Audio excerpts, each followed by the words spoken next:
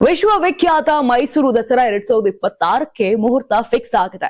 ಇನ್ನು ಮುಖ್ಯಮಂತ್ರಿ ಡಿಕೆ ಶಿವಕುಮಾರ್ ನೇತೃತ್ವದಲ್ಲಿ ವಿಧಾನಸೌಧದಲ್ಲಿ ನಡೆದ ಉನ್ನತ ಮಟ್ಟದ ಪೂರ್ವಭಾವಿ ಸಭೆಯಲ್ಲಿ ನಾಡ ಹಬ್ಬದ ದಿನಾಂಕಗಳು ಹಾಗೂ ಪ್ರಮುಖ ಕಾರ್ಯಕ್ರಮಗಳ ವೇಳಾಪಟ್ಟಿ ಅಂತಿಮಗೊಳಿಸಲಾಗಿದೆ.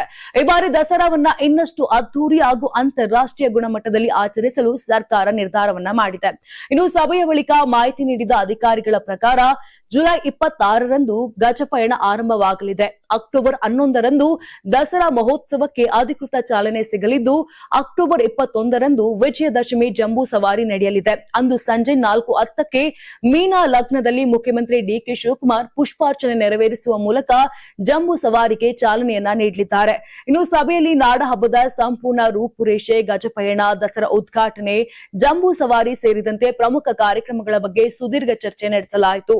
ಮೈಸೂರು ದಸರಾ ಐತಿಹಾಸಿಕ ಹಾಗೂ ಪಾರಂಪರಿಕ ಉತ್ಸವ ಆಗಿರುವುದರಿಂದ ಅದರ ಘನತೆಗೆ ಯಾವುದೇ ಧಕ್ಕೆಯಾಗದಂತೆ ಕಾಲಕ್ಕೆ ತಕ್ಕ ಹೊಸತನವನ್ನ ಅಳವಡಿಸಿಕೊಂಡು ಅಂತಾರಾಷ್ಟ್ರೀಯ ಮಟ್ಟದ ಕಾರ್ಯಕ್ರಮಗಳನ್ನು ರೂಪಿಸುವಂತೆ ಮುಖ್ಯಮಂತ್ರಿ ಅಧಿಕಾರಿಗಳಿಗೆ ಸೂಚಿಸಿದರು.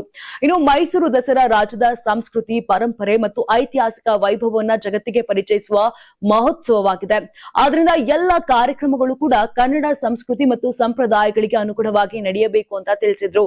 ಶಕ್ತಿ ಯೋಜನೆ ಜಾರಿಯಾದ ಬಳಿಕ ಮೈಸೂರಿಗೆ ಆಗಮಿಸುವ ಪ್ರವಾಸಿಗರ ಸಂಖ್ಯೆ ಹೆಚ್ಚಾಗಿರುವ ಹಿನ್ನೆಲೆ ಸಾರಿಗೆ, ವಸತಿ ಹಾಗೂ ಇತರೆ ಮೂಲ ಸೌಕರ್ಯಗಳನ್ನು ಮತ್ತಷ್ಟು ಬಲಪಡಿಸುವಂತೆ ಸೂಚನೆ ನೀಡಲಾಯಿತು.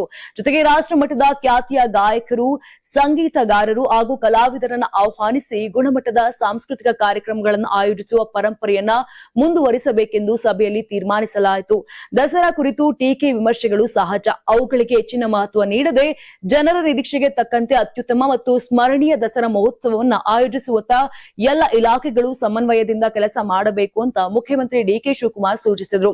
ಒಟ್ಟಾರೆ ಮೈಸೂರು ದಸರಾ 2026ಕ್ಕೆ ಈಗಾಗಲೇ ಅಧಿಕೃತ ಸಿದ್ಧತೆಗಳು ಆರಂಭವಾಗಿದ್ದು, ಈ ಬಾರಿಯ ನಾಡ ಹಬ್ಬವನ್ನ ವೈಭವ, ಸಂಸ್ಕೃತಿ ಮತ್ತು ಹೊಸತನದ ಸಂಗಮವಾಗಿಸಲು ರಾಜ್ಯ ಸರ್ಕಾರ ಸಕಲ ಸಿದ್ಧತೆಗಳನ್ನ ಕೈಗೊಂಡಿದೆ.